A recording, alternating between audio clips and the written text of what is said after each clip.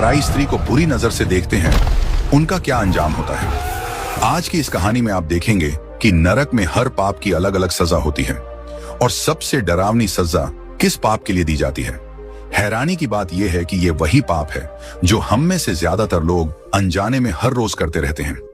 आखिर वो पाप कौन सा है और उसकी सजा कितनी भयानक है, ये जानने के लिए वीडियो को अंत तक जरूर देखना, क्योंकि आखिर में आपको वो सच्चाई पता चलेगी जिसे सुनकर आपकी रूह कांप उठेगी।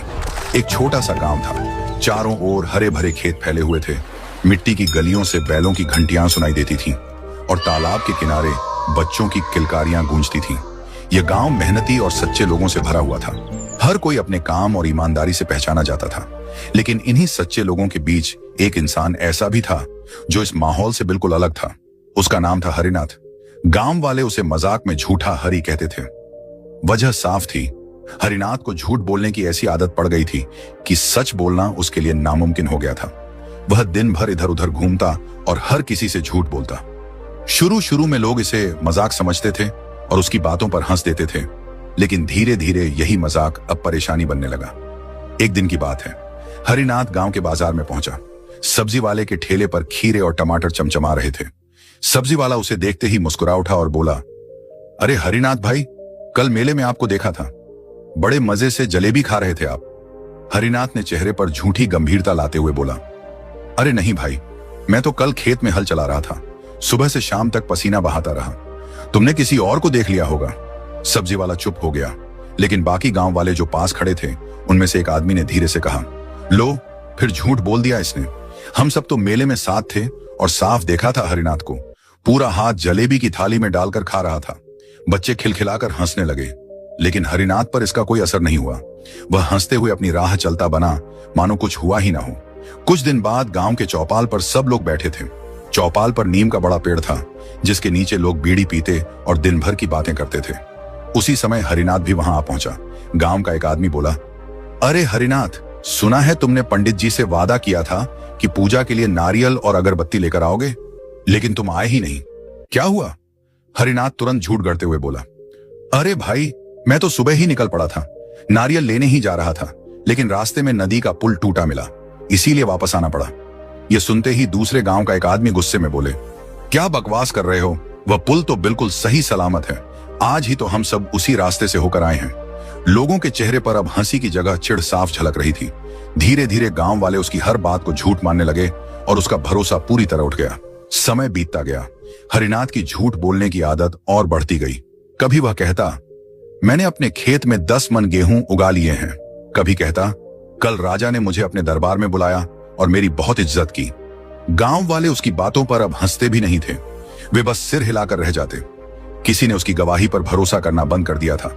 उसकी बातें सबके लिए अब बोझ बन चुकी थी। एक दिन गांव का बुजुर्ग, जिसे सब सम्मान करते थे, हरिनाथ के घर आया। उसके चेहरे पर उम्र की लकीरें थीं, लेकिन आंखों में गहराई और सच्चाई झलकती थी। वह अंदर आया और बोला, बेटा, मैं तुझसे कुछ कहना चाहता हूं, बैठ जा। हरिनाथ हंसते हुए बैठ गया। उसके चेहरे पर वही बनावटी मुस्कान थी। बुजुर्ग गंभीर आवाज में बोला, बेटा, इंसान की पहचान उसके सच और ईमानदारी से होती है। झूठ बोलकर तू शायद आज हंसी का पात्र बन रहा है, लेकिन कल यही झूठ तुझे बर्बादी की ओर ले जाएगा। झूठ का फल हमेशा कड़वा होता है। याद रख, झूठ बोलने वाला इंसान न खुद चैन से जी पाता है, न दूसरों को। अपनी जिंदगी यूं मत बर्बाद कर। हरिनाथ मुस्कुराया और बेफिक्री से बोला, अरे बाबा, आप तो व्यर्थ चिंता करते हो। मैंने झूठ बोलकर किसका नुकसान किया है? लोग सुनते हैं, हंसते हैं और भूल जाते हैं। ये तो बस एक आदत है। मेरी जान पर कोई आफत थोड़े ही आने वाली है। बुजुर्ग ने गहरी सांस ली और सिर हिलाते हुए बोला, बेटा, आदतें ही इंसान को बनाती और बिगाड़ती हैं। जब झूठ का पर्दा फटता है तो इंसान कहीं का नहीं रहता। याद रख, एक दिन तुझे अपने झूठ का भारी मूल्य चुकाना पड़ेगा। लेकिन हरिनाथ पर इन बातों का कोई असर नहीं हुआ। वह फिर गांव की गलियों में घूमता और झूठ बोलता रहा। कभी कहता, कल रात मैंने तालाब में ऐसा नाग देखा जिसकी आंखें अंगारे जैसी थीं। कभी कहता, मेरे सपने में खुद भगवान आए और बोले, हरिनाथ, तू बहुत नेक इंसान है। गांव वाले अब सिर हिलाकर रह जाते। किसी ने अब उसकी बातों को गंभीरता से लेना छोड़ दिया था, लेकिन यही आदत धीरे धीरे गांव वालों के लिए समस्या बनने लगी। एक बार गांव में चोरी हुई। सब लोग इकट्ठा हुए और आपस में पूछताछ करने लगे। जब हरिनाथ से पूछा गया तो उसने फिर झूठ बोला। हरिनाथ बोला, मैंने तो चोर को साफ देखा, वो तो बनिए का बेटा ही था। गांव का बनिया तुरंत भड़क गया और गुस्से में बोला, क्या बकवास कर रहे हो? मेरा बेटा तो उस रात मेरे साथ घर पर था। तुम्हारे झूठ ने तो मेरे परिवार की इज्जत पर दाग लगा दिया। गांव में तनाव फैल गया। लोग अब सचमुच हरिनाथ से परेशान हो गए। किसी ने कहा, अब तो इसका झूठ हमारी इज्जत के लिए खतरा बन गया है। उस रात जब हरिनाथ अकेला अपने घर में बैठा था तो अचानक उसे बुजुर्ग की बातें याद आईं। झूठ का फल हमेशा कड़वा होता है, लेकिन उसने उस पर ध्यान नहीं दिया।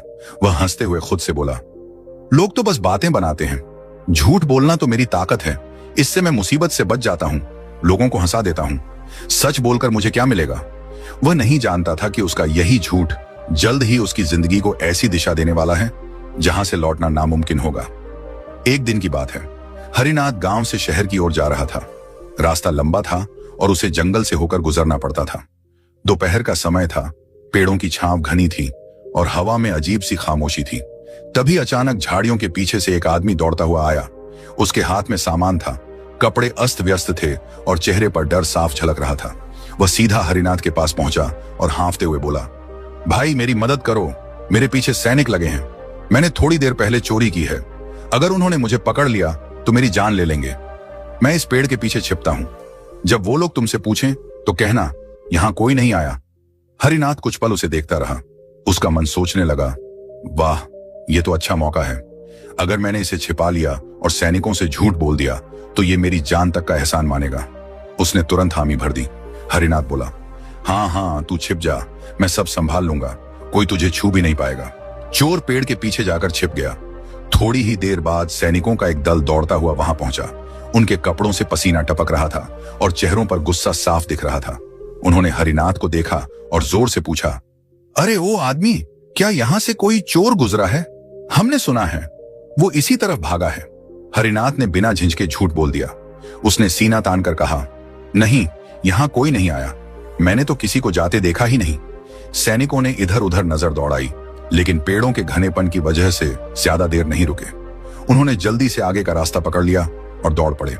चोर तुरंत पेड़ के पीछे से निकला। उसके चेहरे पर राहत थी। वह हांफते हुए हंसने लगा और बोला, भाई तूने मेरी जान बचा ली। अगर तू सच बोल देता तो आज मैं पकड़ा जाता और शायद जिंदा भी न बचता। मैं तेरे इस एहसान को कभी नहीं भूलूंगा। हरिनाथ ने मुस्कुराते हुए कहा, देखा, मैंने कहा था ना, झूठ कभी कभी भलाई भी करता है।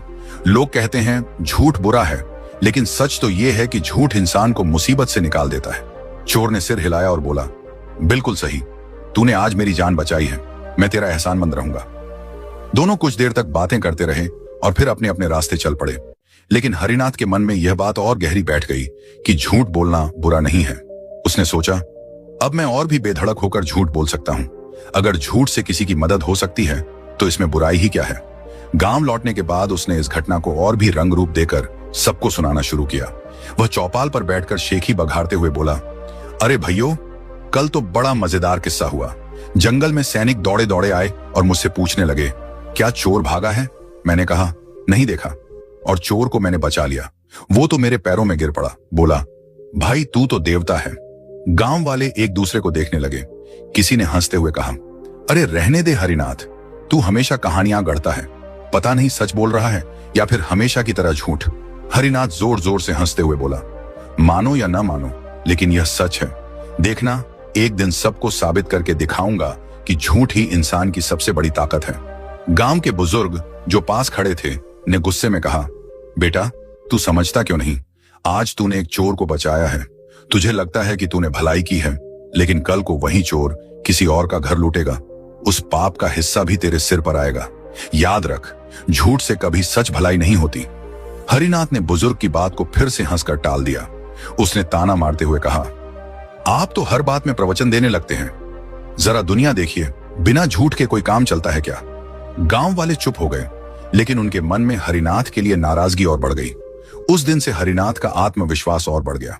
अब वह न सिर्फ रोजमर्रा की छोटी बातों में झूठ बोलता, बल्कि गलत कामों में भी लोगों को बरगलाने लगा। किसी से कहता, मैंने राजा के सिपाही से दोस्ती कर ली है, मेरे सामने कोई कुछ नहीं कर सकता।